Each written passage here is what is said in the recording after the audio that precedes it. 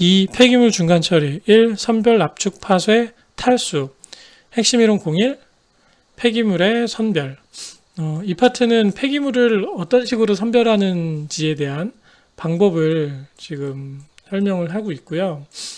손으로 선별하는 방법이나 또는 스크린으로 입자 크기에 따라서 폐기물을 선별하는 방법부터 시작해서 공기 선별, 관성력 선별, 부상 선별, 뭐 이렇게 해서 자력 선별까지 쭉 있는데 이 내용들을 귀찮으시겠지만 암기를 해주세요. 네, 시험 문제 곧잘 출제되고 있습니다. 실제로. 그래서 다른 것들은 뭐 그냥 읽어보면 여러분들이 아실 텐데 요 세 가지는 아마 좀 생소하실 거예요. 우선 스토너라고 하면 이제 진동하는 경사판이 있고 이 경사판 위에 이런 폐기물들이 이렇게 바닥에 붙어 있는 상태로, 그리고 이제 이 위로 이동하겠죠. 여기에 일정 시간마다 공기에 의한 진동을 여기다 가합니다. 그럼 이 판이 탕탕탕탕탕탕 하고 이렇게 진동이 가해지면서 이게 무게가 무거운 것과 가벼운 것이 분리돼서 선별을 할 수 있는 그런 원리라고 생각하시면 되고요. 이 지그라는 그 선별 방법은 물속에 스크린을 설치를 하고요. 그 스크린 위에 이제 폐기물을 이제 피딩을 합니다. 그 후에 이 수위를 계속 높였다 낮췄다 하면 이제 입자가 무거운 것들은 바닥으로 가라앉고 가벼운 것들은 위로 떠서 그 무게 차이에서 폐기물을 선별하는 방법이라고 보시면 되고요. 사금을 선별하는 방법으로 예전부터 사용이 됐다고 합니다. 스캐터는 폐기물을 이제 어떤 롤러를 통해서 분류를 하는 거예요. 그래서 폐기물을 이렇게 뿌리면 이제 그 컨베이어 벨트처럼 생긴 이게 이렇게 돌아가겠죠.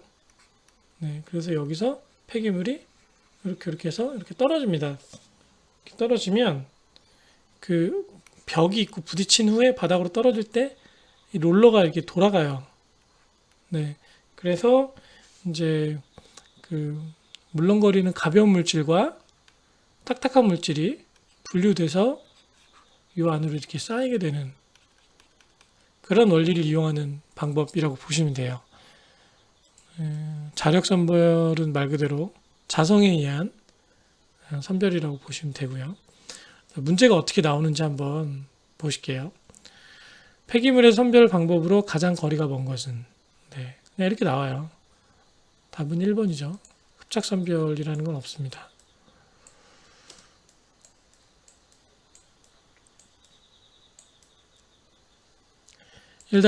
폐기물을 분리하여 재활용하고자 할 때 철금속류, 마그네틱. 답은 3번. 철금속, 비철금속, 철금속류 회수하는 방법. 폐기물을 분리하여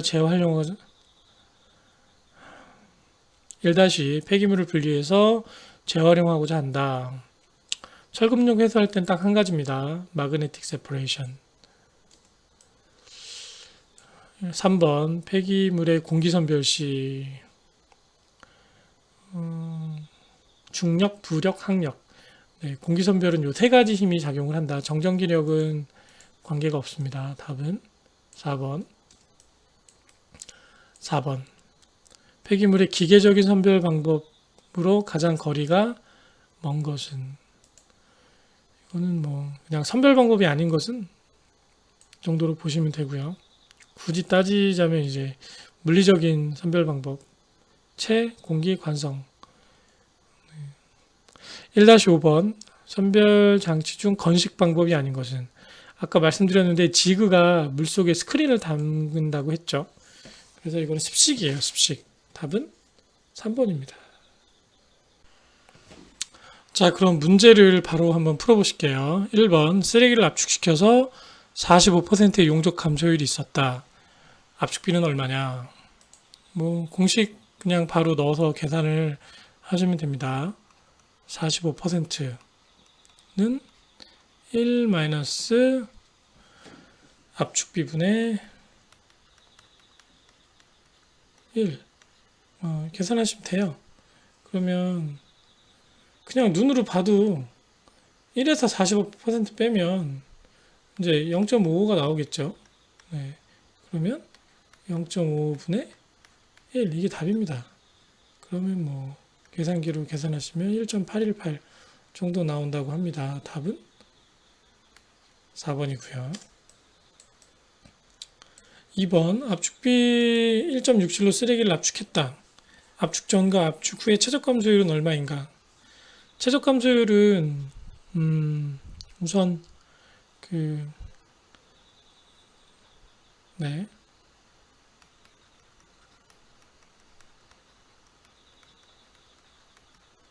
요게 1 마이너스 압축비 분의 1 곱하기 100이죠. 네. 여기서 이 압축비가 1.67이 되니까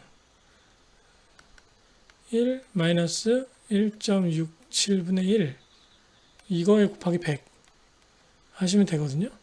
그러면 40% 나올 거예요 아마. 그래서 답은 2번이에요.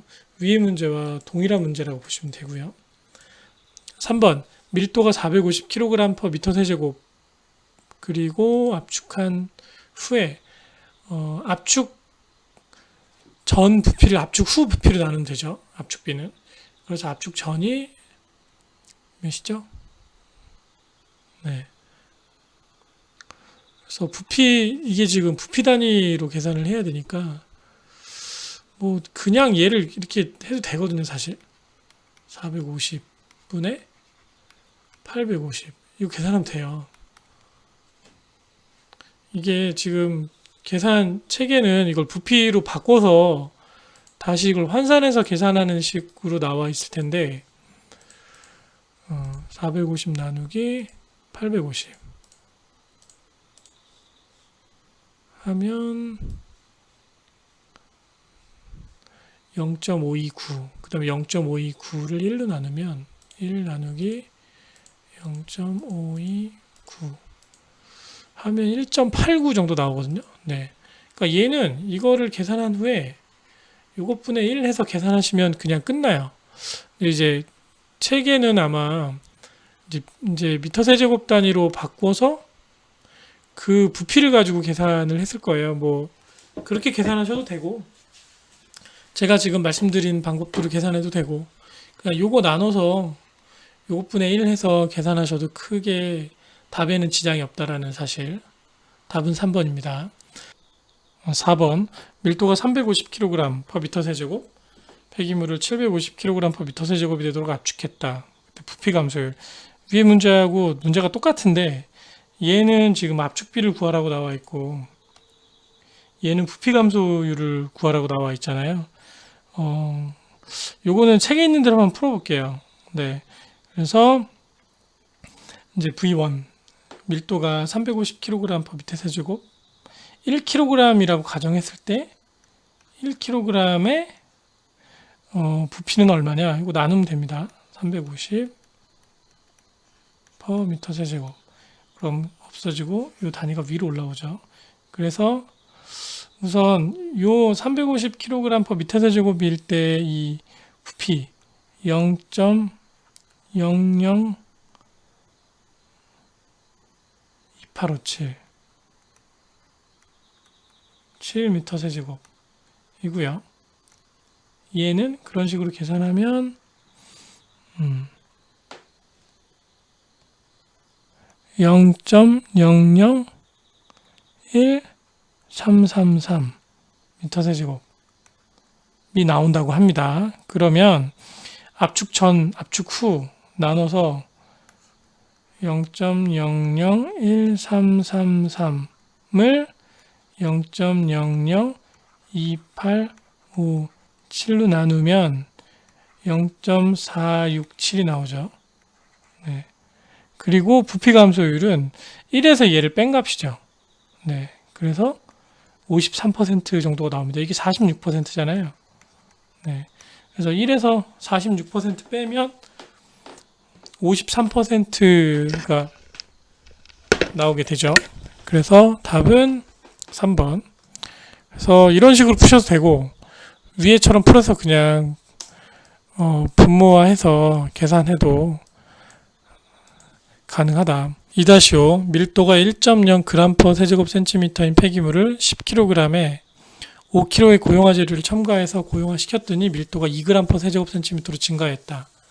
부피 변화율은 얼마인가? 각각의 부피를 계산을 우선 해주시면 됩니다. 첫 번째, 그러니까 밀도가 부피분의 질량이잖아요. 그렇죠?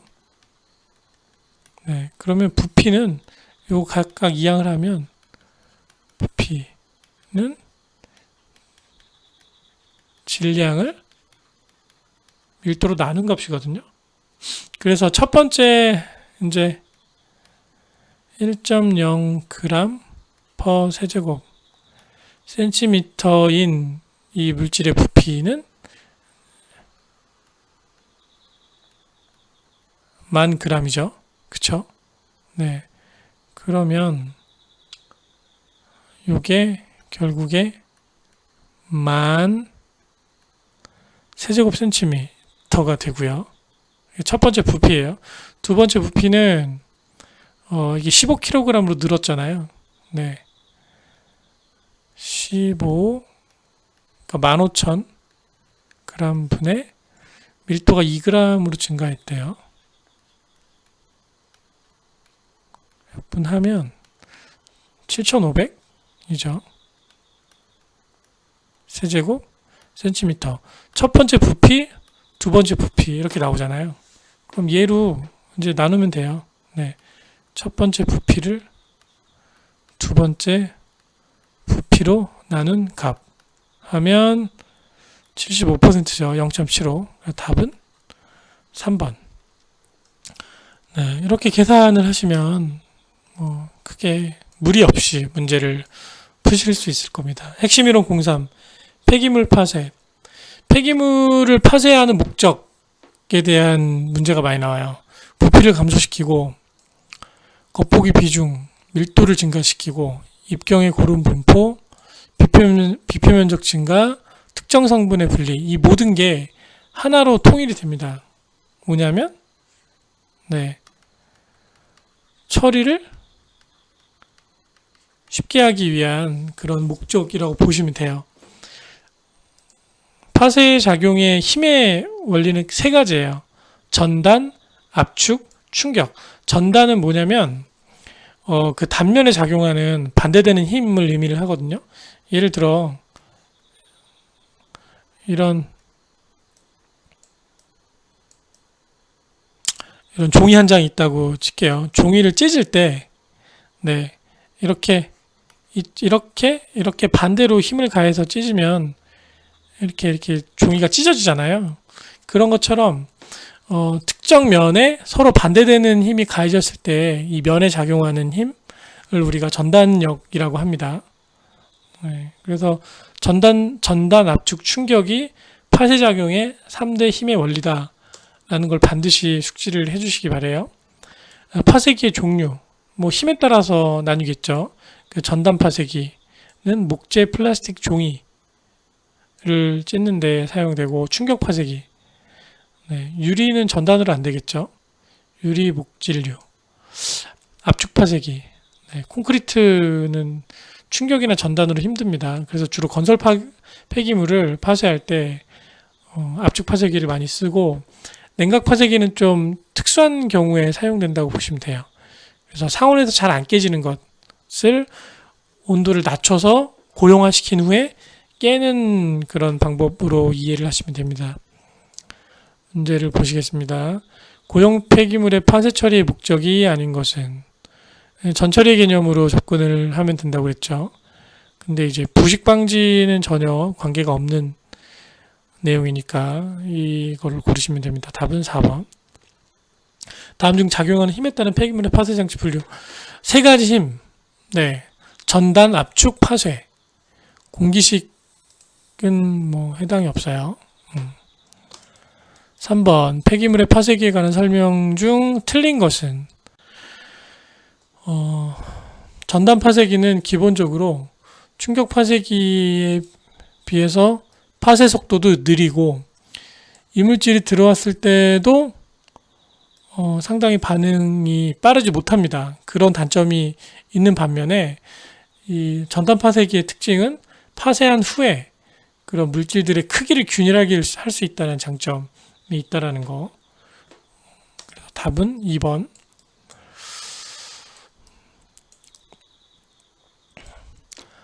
4번 폐기물의 파쇄에 관한 설명, 파쇄에 대한 설명 중 거리가 가장 먼 것은 무엇이냐.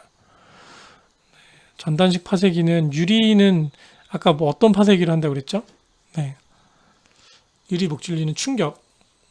전단으로는 유리는 깨지기 때문에 불가능합니다. 답은 4번입니다. 폐기물을 파쇄시키는 과정에서 발생할 수 있는 문제점. 침출수는 매립지에서 생기는 거죠. 먼지 생기고 소음 및 진도 발생하고 폭발이 발생하지만 침출수 발생과 파쇄하고는 거리가 전혀 멉니다.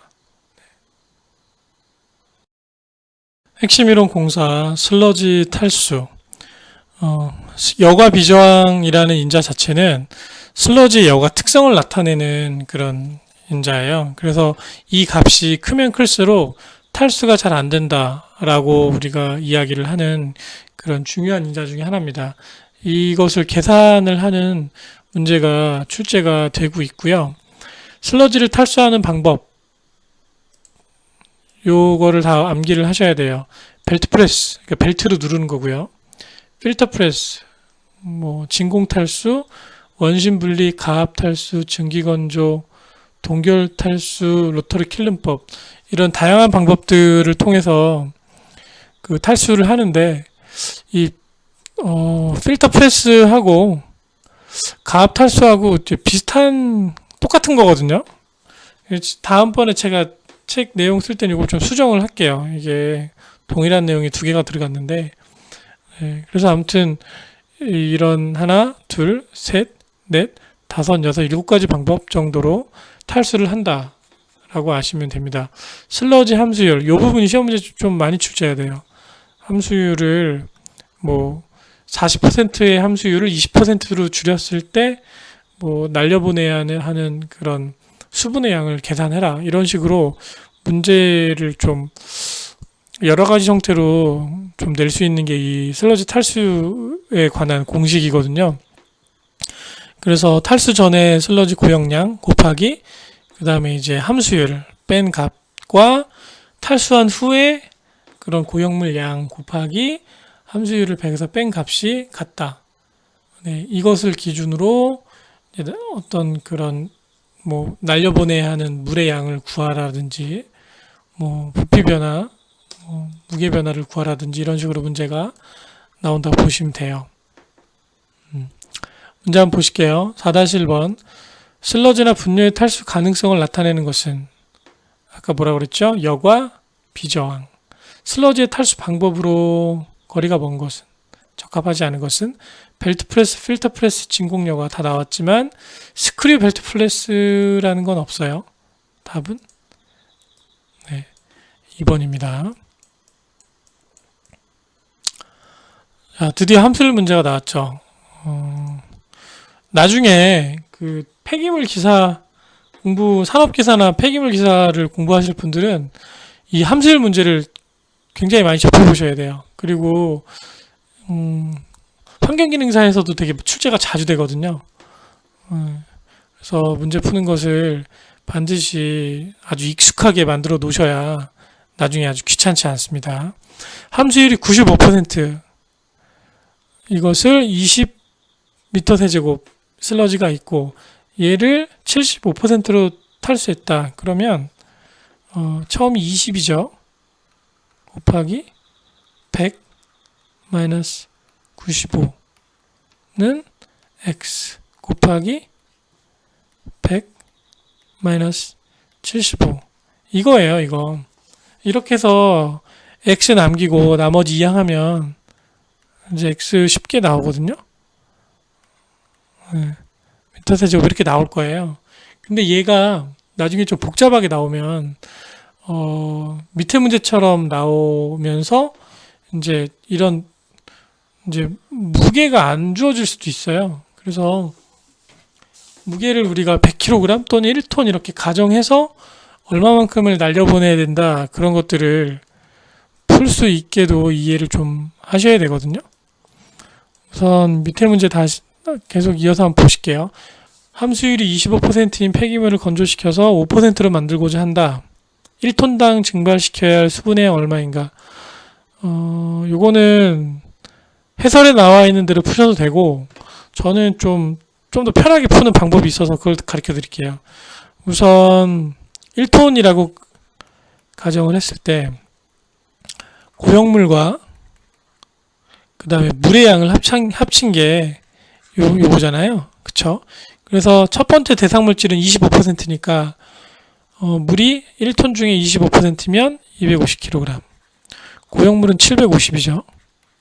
그쵸? 근데 두 번째 물질, 수분을 아무리 날려보내도 고형물은 변화가 없습니다. 고형물은 똑같이 750kg인데 물을 모르는 거예요. X 요거.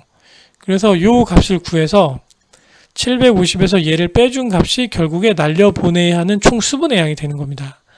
그러면 750 플러스 X분의 X 요게 결국에 함수율 5% 물의 비중인 거예요. 0.5%.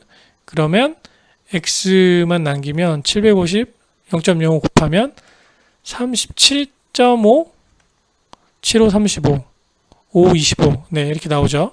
플러스 0.05 X X를 1로 보내면 1에서 0.05 빼면 0.95 X는 37.5가 나오고 37.5분의 0.95 해보시면 5%가 여기 더 붙는 거죠. 플러스 37.5의 5%면 뭐 대충 뭐 10몇 되겠네요. 그럼 이거 계산해 보시면 이게 약 한 39.xx 이렇게 나올 거예요. 네. 그러면 250에서 39 빼면 211.xx죠. 대충. 그러면 값이 아마 4번이 답일 거예요. 이런 식으로 접근을 하셔도 됩니다. 저는 이게 더 편해요. 그래서 여러분들이 그 책에 나와 있는 방법들을 푸시거나 폐기물이 이제 고형물과 수분의 어떤 비율이 어떻게 구성되고 아무리 탈수시켜도 고형물의 변화는 없다라는 그런 대전제를 알고 계시다면 이렇게 푸셔도 문제 푸는 데는 지장은 없고 저는 사실 이 방법을 더 권장을 해드립니다. 2. 재활용 퇴비화 핵심이론 01 재활용과 퇴비화 여기는 개념만 그냥 아시면 됩니다. 재활용은 한번 다시 쓰는 거 뭐 이런 일반적인 특징이고 퇴비화는 말 그대로 퇴비를 시키는 거죠. 그래서 얘는 장점과 단점이 아주 명확하게 존재를 해요. 보통 퇴비화 할 때는 이제 혐기성 처리하는 경우가 많아요. 혐기성 처리할 때는 이제 처리 중간 과정에서 물론 혐기성 처리가 다 끝나고 나면 뭐 악취도 다 없어지고요. 네. 병원성 미생물도 다 사라져요. 이런 조건이 중온소화, 온도가 약간 높은 상태에서 계속 소화가 진행되면서 소화가 다 끝났을 때는 이런 병원성 미생물도 다 사멸하고 악취도 다 이제 성분이 바뀌어서 메탄가스나 이산화탄소로 다 바뀌는 그런 아주 좋은 그런 처리법이긴 하지만 중간 관계에서 악취가 많이 발생할 수 있다라는 그런 문제가 있기 때문에 퇴비화가 이런 단점을 가지고 있다라고 보시면 될 겁니다. 그래서 감량화, 계량제 활용 가능, 에너지 작고 뭐 이런 장점이 있지만 땅이 많이 필요하고 비료 가치가 생각보다 낮다. 비료 가치가 없다는 건 아니에요. 생각보다 낮고 그리고 부피 감소도 크지 않고 그리고 악취가 많이 발생한다는 단점 때문에 좀 문제가 있다. 퇴비화의 영양 인자는 이게 대부분 이제 혐기성 소화의 기준이죠. 그래서 온도와 중온 소화 그리고 pH 중성 영역 또는 약 알칼리성 거의 중성이라고 보시면 돼요. 함수율 그 다음에 이제 CNB 뭐 이렇게 그래서 요거는 그냥 남기를 해주세요. 퇴비화가 진행됐을 때 나타나는 특징으로 가장 거리가 먼 것은 퇴비화가 진행이 다 되면 병원균 아까 이게 그 혐기성 소화라고 말씀을 드렸잖아요. 네. 그래서 병원균이 다 사멸되고 CNB도 이 정도로 낮아지고 안정화되며 수분 보유 능력 그리고 양이온 교환 능력도 굉장히 높아집니다. 네. 그 양이온 교환 능력 같은 경우는 이게 토양학에서 많이 나오는 개념인데 이 양이온 교환 능력이 높은 토양일수록 건강한 토양이에요. 그래서 수분과 이 능력이 많이 높아지기 때문에 토양이 건강하다라고 이해를 하시면 될 거예요. 1- 다음 중 폐기물 네, 온도 조건 아까 CMB 몇이라고 그랬죠? 네. 20에서 30 또는 뭐 책에 따라서는 30에서 50 그러니까 맥시멈이 50이에요. 50은 넘어가지 않습니다. 이거 너무 높죠, 값이. 쓰레기를 퇴비화시킬 때 적정 CMB의 범위 아까 설명해 드린 것처럼 요 20에서 35 사이 유기성 폐기물의 퇴비화 조작에서 환경 변화 인자가 아닌 것은 온도, pH 뭐 이거는 전혀 상관없습니다. 답은 4번.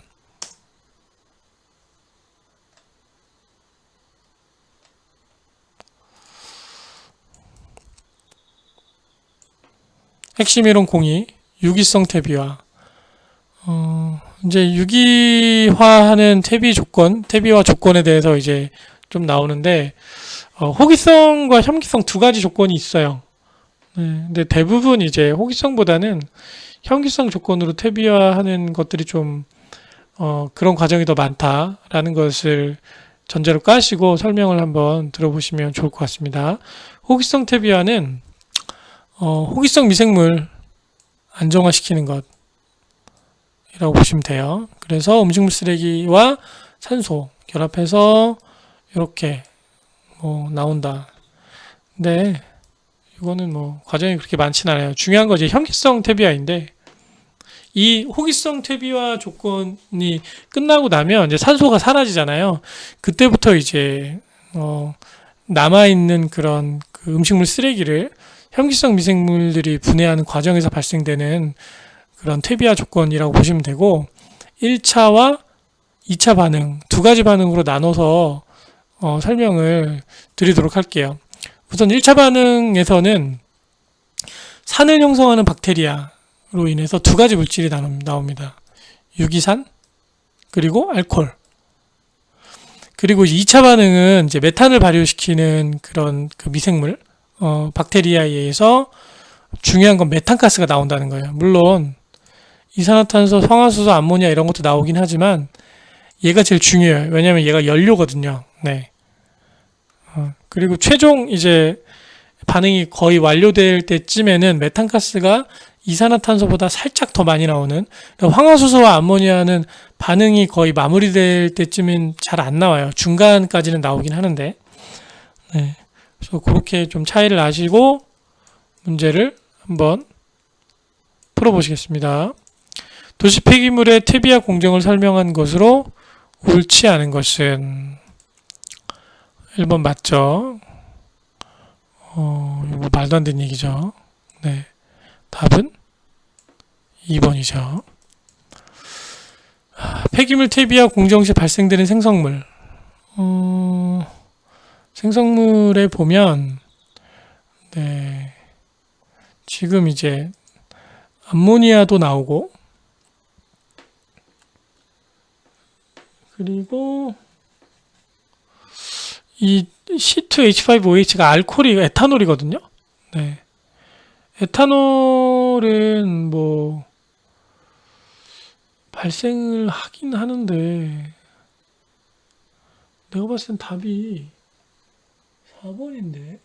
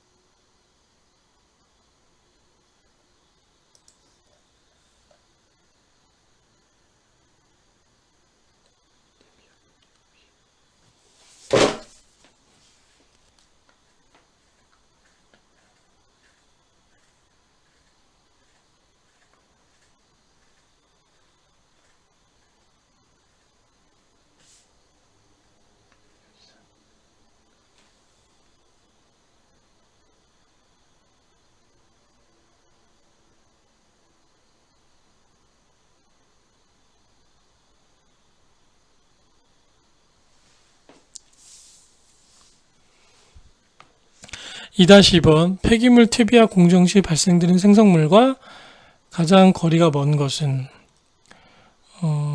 이 문제는 지금 답은 3번이라고 나와 있거든요. 그런데 제 생각은 조금 제가 좀 잘 모르는 걸 수도 있는데 우선 CO2와 H2O는 그 호기성 퇴비와 공정 시 반드시 나옵니다.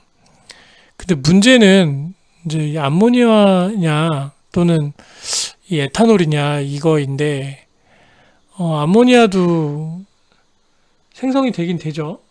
그러니까 이게 제 생각에는 그러니까 최종 생성이라는 말이 여기 들어가면 더 좋을 것 같아요. 네. 왜냐하면 알코올도 나오거든요. 네, 에탄올도 첫 번째 그 1차 반응 그 산 발효 과정, 즉 현기성 퇴비와의 공정에 보면 그 산형성 박테리아에 의해서 알코올이 생성이 돼요. 물론 이게 생성이 된 후에 이게 시간이 지나면서 이제 2차 반응을 거쳐서 이제 메탄과 뭐 암모니아와 황화수소와 뭐 이런 걸로 다 이렇게 분해되고 에너지원으로 사용되고 그 메탄 발효균에 의해서 사라지긴 하거든요. 근데 중간에 이게 안 나오는 건 아니에요.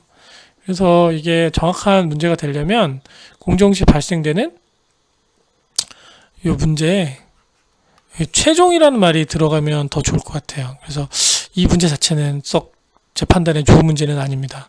답은 3번이긴 한데 좀 논란의 여지가 있는 문제라고 보시면 좋을 것 같습니다. 2-3번 폐기물의 퇴비화 과정에서 산성 발효로 인해서 pH가 낮아질 경우 첨가시킬 수 있는 물질은, 그러니까 적정 pH를 우선 유지를 시켜줘야 되거든요. 근데 항상 산성 발효로 인해서 pH가 막 낮아지는 과정이 형성이 돼요. 그럴 때는 탄산칼슘을 반드시 집어넣어서 중화를 시켜줘야 됩니다. 탄산칼슘이 그것을 중화시켜 줄 수 있는 그런 역할을 한다고 보시면 돼요. 답은 2번입니다. 4번 다음 중 유기성 폐기물의 퇴비와 거리가 가장 먼 것은 무엇이냐. 생산되는 퇴비는 비료 가치가 그렇게 높지 않다고 그랬죠. 부피 감소도 50% 정도로 큰 편이 아니다. 그래서 이게 단점이라고 말씀을 드렸습니다. 답은 1번. 2-5번 퇴비화 공정에 관한 설명으로 가장 적합한 것은, 크기를 고르게 해야 숙성이 잘 되죠. 미생물을 사멸하기 위해 최적 온도 90도씨, 뭐 이거 미생물 다 죽습니다. 40도에서 55도. 너무 높아요, 이 온도는. 네, 충분히 물을 뿌려 수분을 100%, 함수율을 50% 정도 유지하는 게 가장 좋고요. 소비된 산소의 보충을 위해 규칙적으로 교반을 해야죠. 네, 산소가 소비되니까 소비된 산소를 공급시켜주기 위해서 한 번씩 뒤집어주고, 네, 그렇게 하는 것이 중요하다. 답은 4번입니다.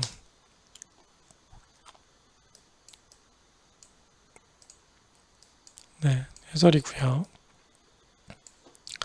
3. 자원화, 핵심 이론 01, 폐기물에서 에너지를 회수하는 방법. 폐기물에서 발생하는 에너지는 뭐 다양한 종류의 에너지가 있는데 주로 이제 에너지를 회수해서 열원으로 사용하거나 열원으로 사용할 수 있는 그런 기름이나 또는 연료 성분을 활용을 하거나 이런 부분이라고 보시면 돼요. 혐기성 소화는 메탄 회수하기 위한 방법이라고 보시면 되고요. 이제 가끔가다 이제 RDF 시험 문제가 좀 많이 나오는데요.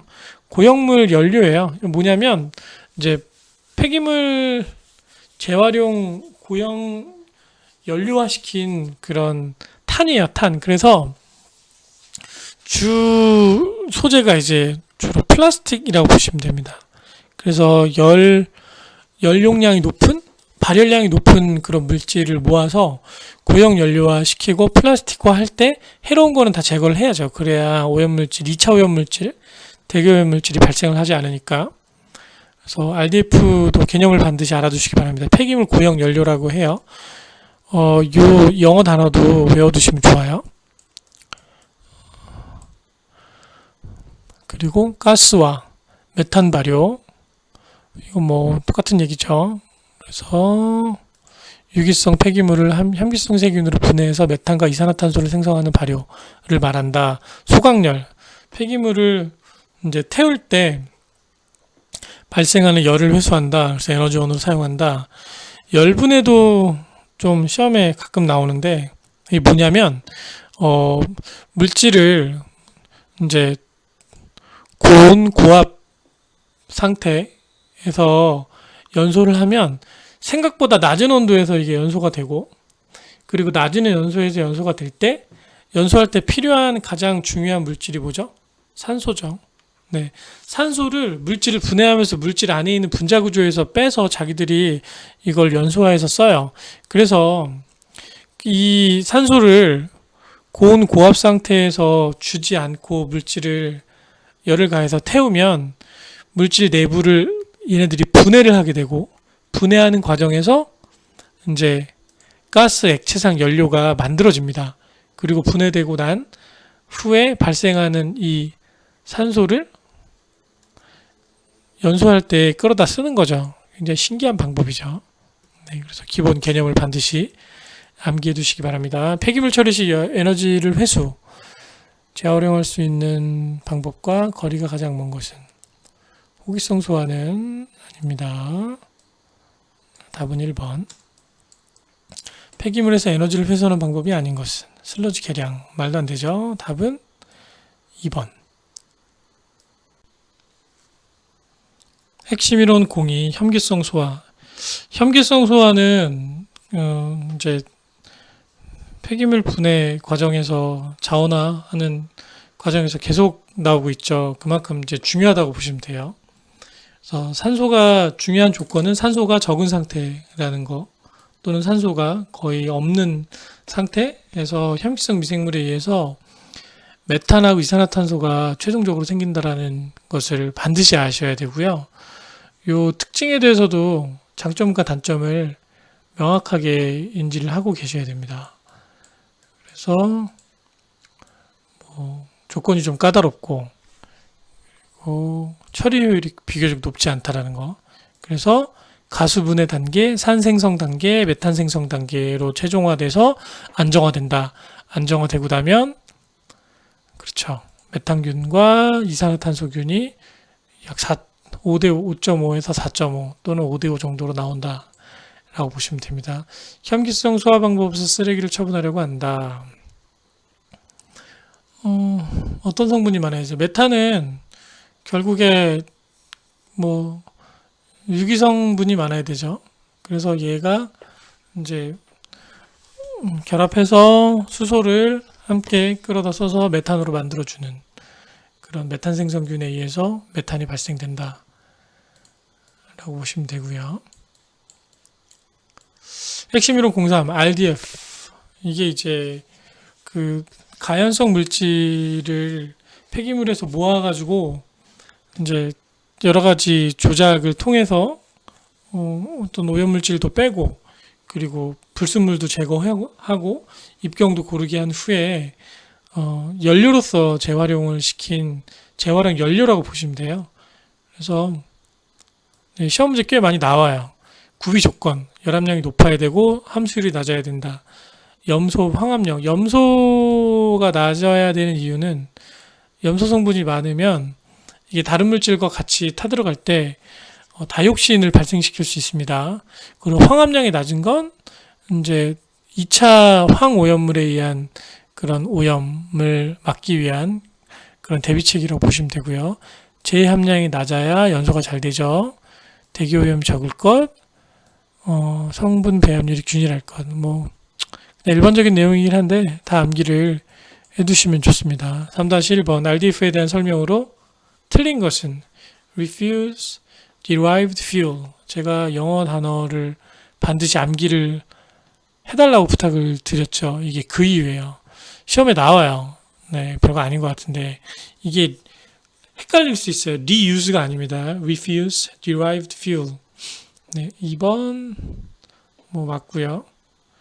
네, 용이하지 않죠. 까다로워요. 이 조건을 맞추는 게 상당히 쉽지 않습니다. 네. 그래서 답은 4번이죠.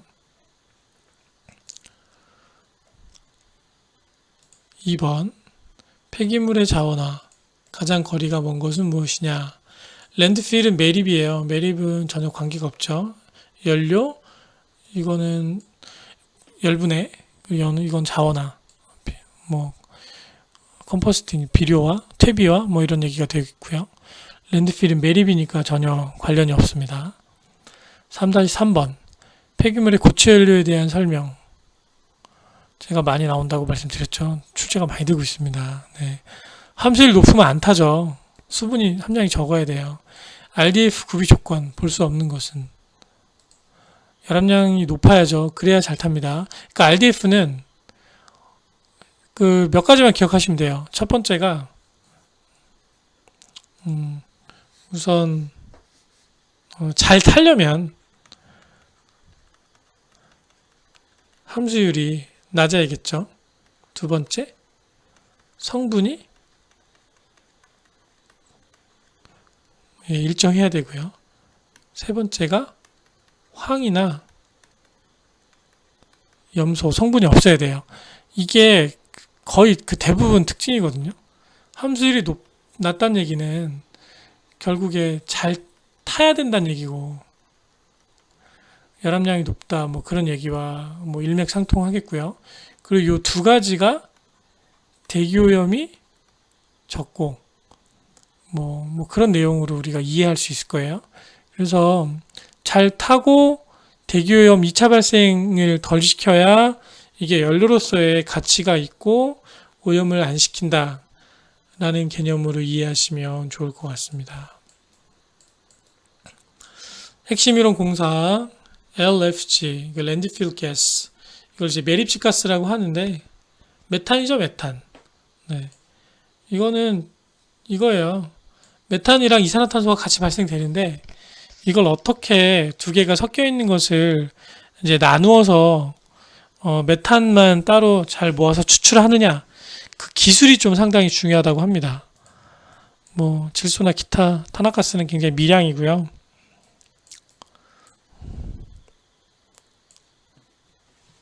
핵심 예제를 한번 바로 보시겠습니다. 네. 총 고형분이 7만 ppm 산업폐기물 300세제곱미터를 매립하였다. 이 중 휘발성 고형물이 50%. 그러면 LFG는 얼마이냐? 그러면 이 문제에선 우선 ppm을 좀 단위를 바꾸실 줄 아셔야 돼요. ppm. 밀리그램 퍼 리터와 같다고 그랬죠. 그리고 얘는 그램 퍼 미터 세제곱과 같습니다. 이게 스케일 업하는 거에 똑같이 여기 1000, 여기 1000 곱하면 요 단위가 나와요. 네. 이게 바꾼 것이 요 문제의 단위가 미터 세제곱이니까 이렇게 바꾼 거거든요. 그래서 총 고형물이 7만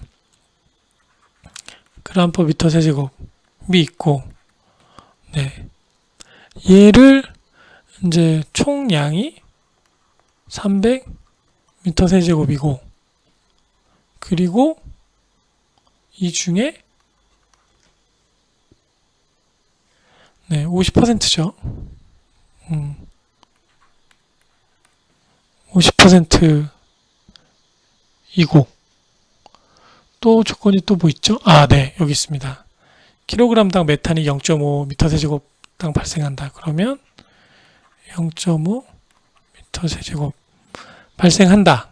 이렇게 다 곱하면 돼요. 네, 곱하면 되는데 요 지금 이제 이게 그램 단위고 여기는 킬로그램 단위니까 요 킬로그램으로 바꿀게요. 그러면 공색이 없애면 되죠. 그럼 70 킬로그램 퍼 미터 세제곱 곱하기 300 미터 세제곱 곱하기 0.5 50% 곱하기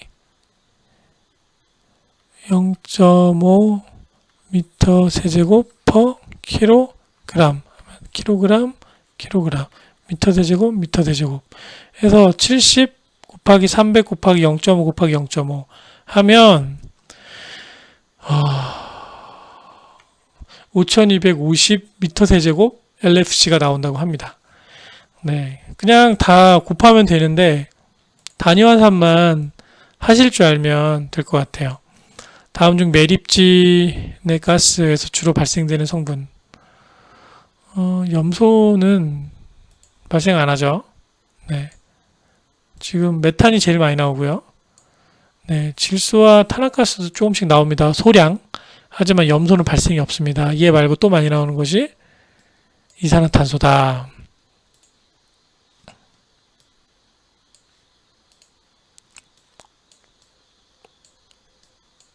핵심 이론 05, 열분해. 열분해가 아까 제가 전 강의에서 좀 간단하게 설명을 드리긴 했는데 상당히 많이 나와요. 이 열분해에 관한 문제들이. 그래서 기본 개념을 묻는 문제가 나오기도 하고 또 열분해에 대한 어떤 장단점, 뭐 발생 물질 연료로 쓸 수 있는 게 뭐가 나오냐, 뭐 조건, 뭐 이런 여러 가지 다양한 문제들이 출제가 되고 있기 때문에 내용을 전부 다 완벽하게 숙지를 해두시기를 부탁드리겠습니다. 정의. 산소가 없는 상태, 산소가 없다기보다 저산소 상태라고 보면 더 맞을 것 같아요. 저산소. 무산소 상태보다는 저산소가 좀 더 적합하다고 보시면 됩니다. 그래서 저온과 고온 열분해가 이렇게 나뉘고 온도가 높아질수록 수소가 늘어나고 이산화탄소 함량은 감소된다. 반드시 숙지를 하시기 바랍니다. 열분해 연료 성질을 결정하는 요소, 운전 속도, 가열 속도, 폐기물의 성질. 그래서 얘네들을 어떻게 조율하냐에 따라서 열분해로 이제 기름 성분이 많이 나오느냐, 가스 성분이 많이 나오느냐, 그것을 조절하실 수가 있어요. 문제를 한번 풀어보시겠어요? 소각에 비해 열분해 공정의 특징.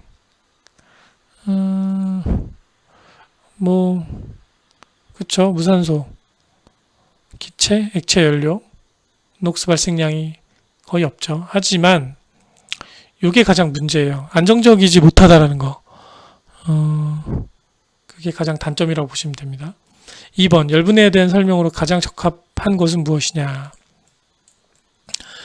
열분해 공기가 부족한 상태에서 폐기물을 연소시켜 고체 연료 및 기체 연료, 액체 연료. 이제 고체 연료도 나오긴 하는데 액체하고 기체가 가장 많이 나온다고 보시면 됩니다. 답은 2번이죠.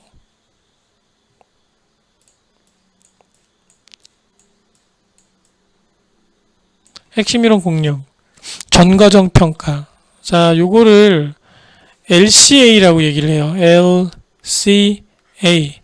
Life Cycle Assessment라고 이야기를 하고, 얘는 폐기물 분야뿐만이 아니라 전체 어떤 그런 환경 분야에서 굉장히 이제 이게 학문으로서 인정받은 지는 꽤 됐는데 이제 많이 연구되고 있지 않다가 지금은 굉장히 중요한 부분으로 인식이 되고 있죠. 뭐냐면 쓰레기가 발생되는 것만 따지지 말고 원료의 취득, 생산, 유통, 사용, 그러니까 모든 과정에서 발생하는 쓰레기에 대한 총량을 계산을 하고 그것을 줄이기 위해서 어떻게 하면 좋을까? 접근 방법을 개선을 하는 그런 여러 가지 방법론에 대해서 이야기를 하는 그런 학문의 한 과정이라고 보시면 돼요.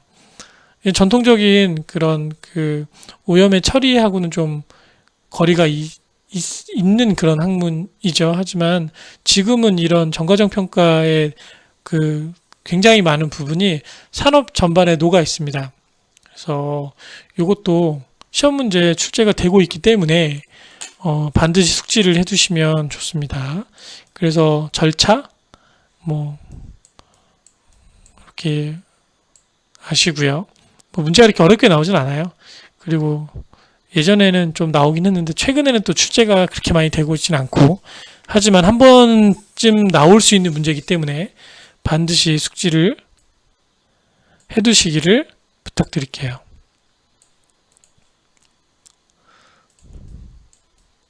자, 이제 소각으로 넘어가겠습니다. 4. 소각.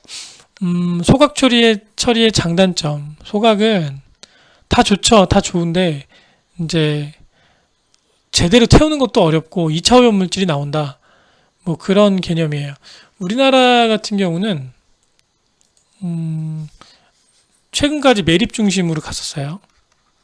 이게 어떻게 보면 미국식이죠. 근데 소각 기술은 일본이 되게 좋습니다. 예.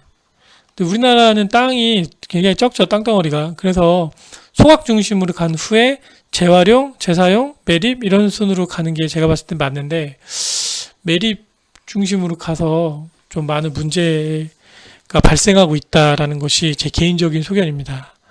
최근에는 다행히 소각에 대한 좀 중요성을 많이 알고 위생 소각장을 건립을 해서 이걸 처리하려고 하는 움직임이 많이 있죠. 슬러지 소각의 장점으로 가장 거리가 먼 것은 비싸요. 네, 연소시켜서 처리하는 게 돈이 만만치 않습니다. 답은 3번입니다. 연소의 조건 외우세요. 가연물, 공급원, 점화원, 온도를 높이기 위한 방법, 발열량, 완전연소 굉장히 중요합니다. 완전연소. 과잉 공기량 적게 할 것, 너무 많으면 안 돼요. 네. 공기를 예열. 예. 그러니까 이게 그 어떤 물리학적, 생물학적 처리하고 똑같아요. 전처리해서 좀 효과를 높게 할 수 있듯이 공기를 예열하면 보다 연소 온도를 높게 효율적으로 활용할 수 있습니다. 그래서 복사에 의한 열의 방사를 적게 하기 위해서 연소 속도를 빨리 할 것. 열이 이제 열 손실을 막는 방법이라고 보시면 돼요. 연소 시 연소 온도를 높일 수 있는 조건이 아닌 것은 네, 공기비를 높이면 안 됩니다. 답은 1번. 2번. 연소 시 연소 온도 뭐 똑같은 문제죠. 네. 그러면 답은 과잉 공기량. 네, 공기비하고 똑같은 얘기죠. 답은 3번. 네, 다른 건 뭐 다 맞습니다.